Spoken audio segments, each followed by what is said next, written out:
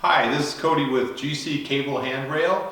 I'm here today to introduce a new product that we have kind of come up with for interior uses.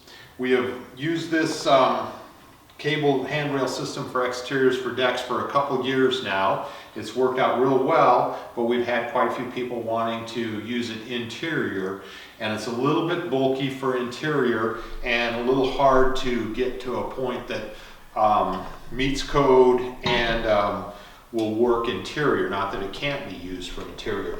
This handrail system was designed to be installed with an oak top cap on it, and that actually creates the strength, and then you could use a piece of your composite decking and put over the top of that so it gave you a nice flat surface. Works great outside, but interior starts to get a little bulky. Exterior, if you're trying to meet code, you could still put a piece of grabber rail on top to make code. But that's kind of a bulky look for interior. So we came up with a different post, a little bit different. Still made out of the same products. 1/2-inch aluminum is the post, 1/4-inch welded plates is the top and bottom. But as you can see, the big difference is we have made this plate here a lot thinner. And the reason we did that is and this plate is 1 3/16 wide.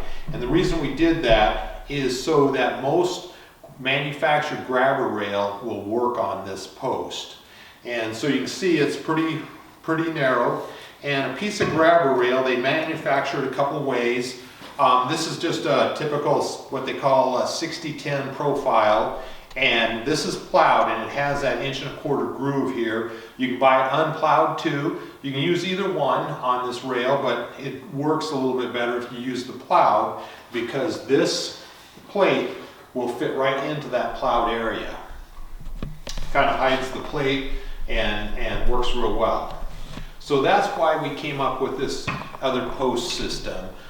So we refer to this as our interior post, and our standard deck post we refer to as exterior.